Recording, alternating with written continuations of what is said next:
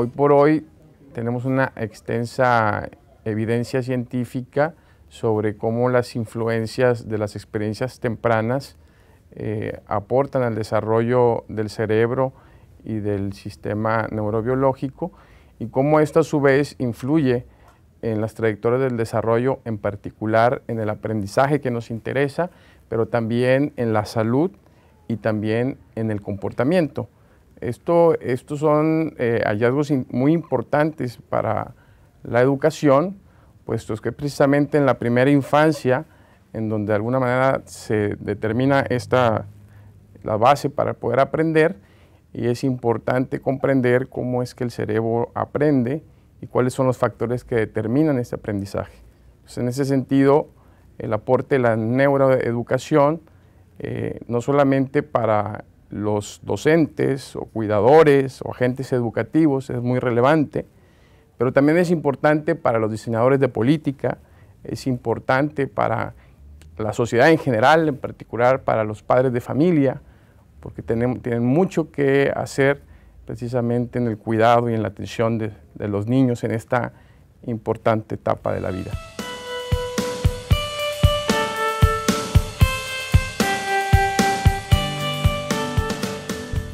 Bueno, en general, en América Latina, en los últimos años, ha habido una gran, digamos que enfoque en promover la inversión en la atención de los niños, pero particularmente ahora desde un enfoque del desarrollo integral, un enfoque holístico más amplio, que me parece que es muy importante destacar y subrayar, porque pensábamos que la atención de los niños, que generalmente en el término de educación, empezaba a los 3, 4 años, y hoy entendemos que la atención de los niños tiene que verse desde un punto de vista integral, que tiene que comenzar desde antes de que el niño nace, inclusive desde la preconcepción, a fin de potenciar sus capacidades.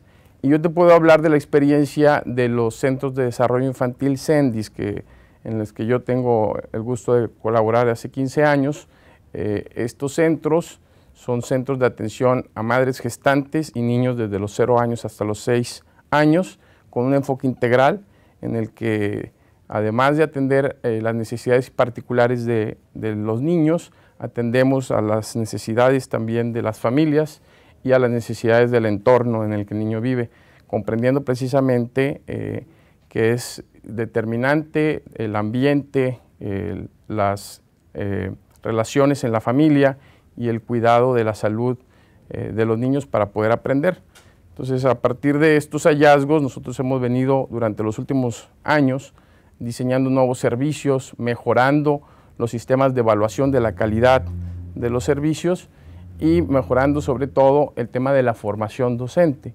En este sentido, el tema de la neuroeducación en la formación docente de nuestros educadores ha estado presente, y esto ha sido muy importante, puesto que de alguna manera nuestros docentes están más preocupados de cómo alcanzar los aprendizajes de los niños.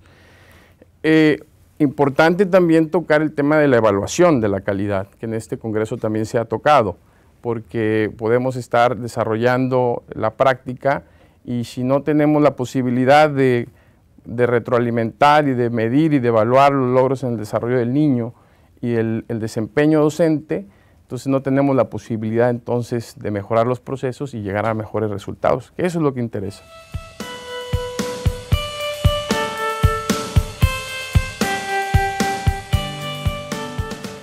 Pues más que recomendaciones, yo quiero hacer algunas reflexiones basadas precisamente en la experiencia de estos años. Lo primero es subrayar la importancia de ampliar la visión que tenemos respecto al aprendizaje en estas etapas. Hablar de educación ya es hablar de un término reducido. Tenemos que pensar en desarrollo integral temprano. El desarrollo de la primera infancia implica, además de la salud, implica la nutrición, la higiene, el cuidado, la protección, el desarrollo emocional, socioafectivo. Entonces, va más allá de solamente hablar de educación. Entonces yo creo que lo primero es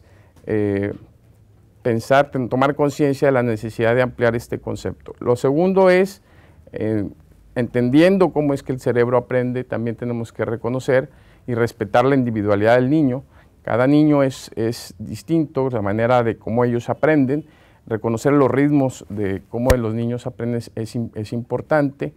Es importante también destacar que hay algunos factores que determinan la calidad de los aprendizajes y en estas etapas es importante entender que no solamente el tema del ambiente y para ello el ambiente para el aprendizaje en términos de las frecuencias con las que se realiza la práctica educativa, el ambiente en términos de físicos también, el ambiente en términos también de los procesos que se dan en el aula, como puede ser en estas etapas es importante cuidar la vigilia, por ejemplo, el niño tiene que descansar, el niño tiene que también llegar alimentado para poder estar dispuesto a poder aprender.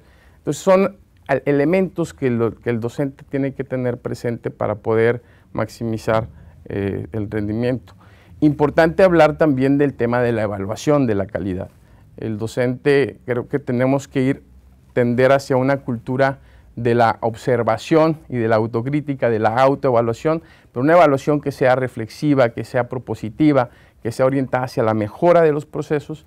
Creo que eso tendríamos que estar hablando un poco más en estos eventos, porque es la manera de aprender, de modificar o de mejorar los procesos, como podemos entonces poner en práctica todo este conocimiento y mejorar para que los niños alcancen los logros de los que ya ahora sabemos que tenemos que alcanzar, ¿verdad?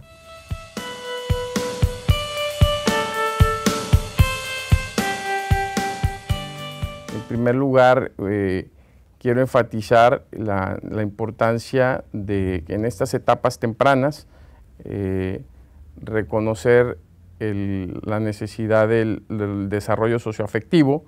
Para ello entonces es importante la manera en cómo vemos a nuestros alumnos, las expectativas que tenemos respecto al desarrollo que ellos pueden alcanzar, respecto a los procesos de aprendizaje. Importante, si nosotros no tenemos buenas o altas expectativas sobre lo que ellos pueden alcanzar, entonces se limita precisamente la posibilidad de aprender. El de estar dispuestos a tener un aprendizaje continuo, eso es muy importante. Este tipo de eventos nos ayudan precisamente a aprender, pero hay que mantener esto como un proceso sistemático, el tema de la capacitación continua. El tema de la identificación de cuáles son los aprendizajes o los antecedentes que tiene el niño. Es bien importante para el docente comprender la situación del niño previa a los procesos de aprendizaje.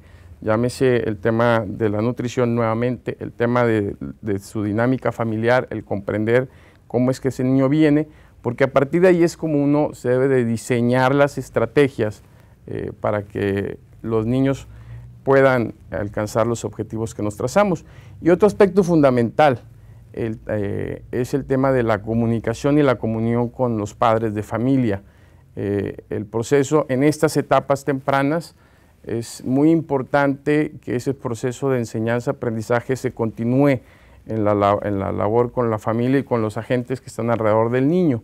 Por lo tanto, es responsabilidad del docente también el tener información relevante que pueda compartir con los padres de familia para que los padres de familia continúen el trabajo, pero también hacer las recomendaciones en base a información de evaluación de los logros del niño. Entonces esa comunicación con los padres de familia es fundamental.